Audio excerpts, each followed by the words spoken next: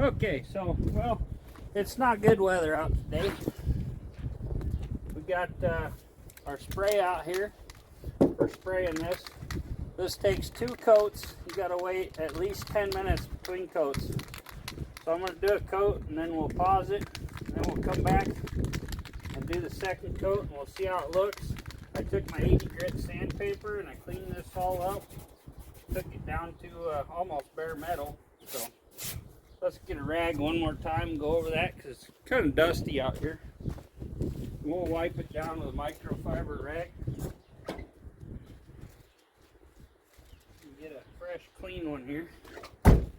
We're going to rub it all down because it felt like there was a little dirt or something on there. We'll clean it all up good. Prep it best we can for best results, you know. Prep is everything. If you don't get it prepped good enough, then you're kind of in trouble. Not gonna last. So yeah, I masked everything off. Just using old newspaper and some painter's tape. That way it doesn't leave residue back when you pull the tape off. This is the Duplicolor premium truck bed coating.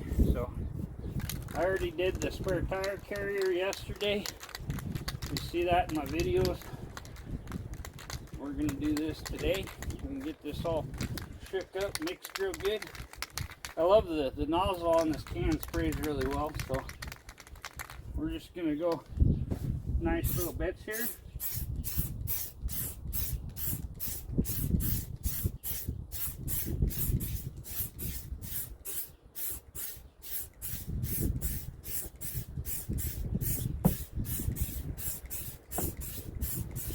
Don't care if we get it on the bumper. The bumper needs some black on it anyway.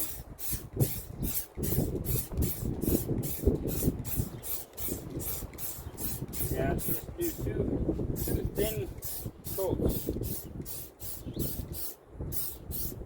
And you can reapply more at any time. This will make this back look almost like brand new. Get up there enough that you can't see it.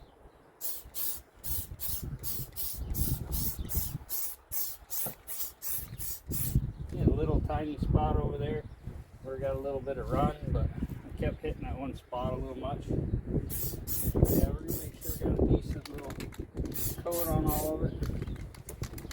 Not a big deal, we're just trying to make this look nice. So, okay, we're gonna let that set up for about 10 minutes. Then we'll come apply the second coat to it. Might put a couple more coats up here where we got the severe rust damage just to kind of fill that in. Well, thanks for tuning in. We'll be right back with our next coat. Okay, so we're ready for our second coat here. You can barely even tell where the little run was at because this stuff is super forgiving. Pretty easy to do. You can give it a good shake here for a minute. One of the biggest things with this, always make sure you shake it up, and when you're done, hold it upside down, give it a little shot, you'll see it goes clear. Make sure you do that so your nozzle doesn't plug up. It's also good sometimes to do it right before you start painting again, so your nozzle don't get some spatter in it, and do bad painting. So we're going to try to do a little straighter here so don't get the run. Last time that's how I got the run, was trying to cover spots I didn't get. So I should have gave it a minute and went back to.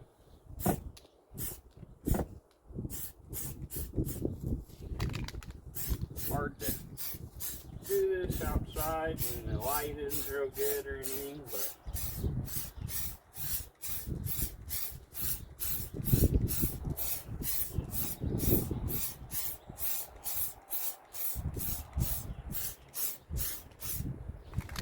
trying to get a little more over that spot up above where we're rusted. That stuff that rusted turned pretty black this morning.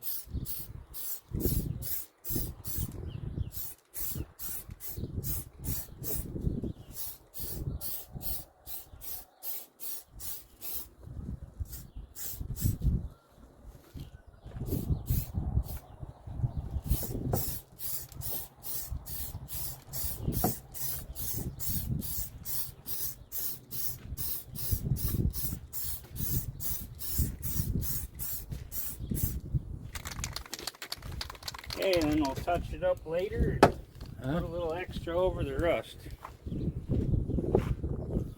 Okay, so we're going to do a third coat on here real quick. We're going to start right here in the middle this time.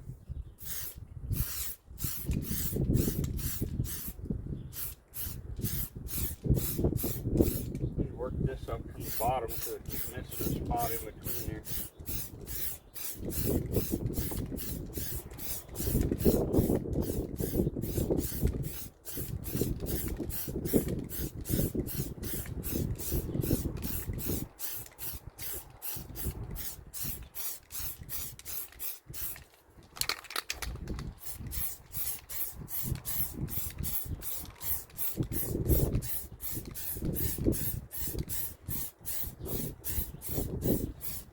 I like this nozzle. It has a nice trigger on it.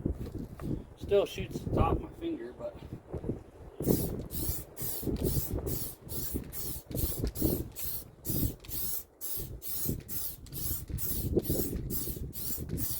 we're going to make this nice and thick so it's real durable.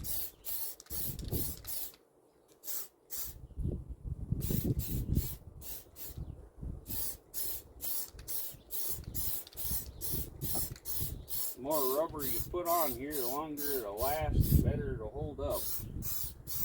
Kind of looking under my glasses because they're a little dark. Make sure I get it all coated real well.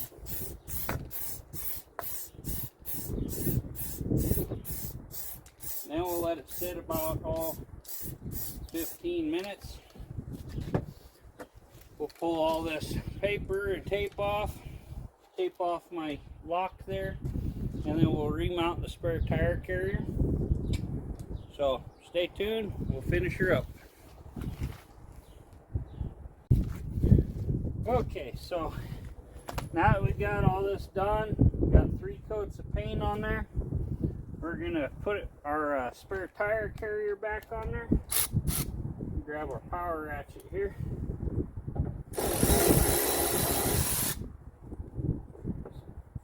Yeah, I love this thing. It's awesome. Looks pretty nice. A lot nicer than it did with all that rust along the window. Now I could have took some primer filler and primed over that until I filled it all up, and then let it sit, and then sanded it all down level. It would have looked nicer, but it's a lot more time and money than the way I did it, and it still looks perfectly fine this way. I coated this too, even though it goes under the spare tire. Might want to just stick a big old extension on our power ratchet here, just so we can get out there wherever we need. And we'll get this sucker seated up on here. Be real careful because it's only had about 20 minutes or so to sit, so we don't want to rub our paint all over. We're just gonna, I did 2 coats on the spare tire holder here. Once we get all the bolts in, then we can drive them in real quick with the power ratchet. Then we'll mount our spare tire back on there and be ready to roll. And this is just like a regular ratchet. Boom. Swap it over to forward.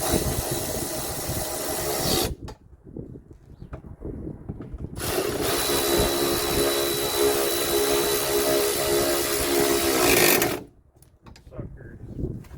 About ripped the arm off. Has some good power.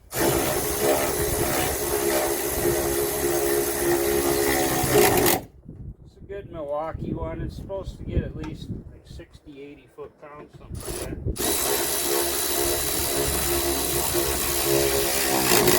Sometimes I wonder because it really pops your hand when it stops. So got that done. Now we're going to throw our spare on here.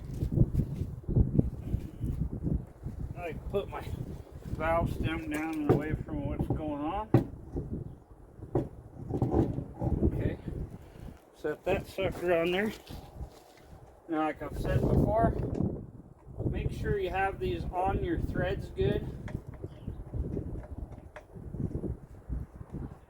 I also have a spare tire cover coming that's black, and it's going to have my Landon Custom Classics logo with my YouTube video on it. So,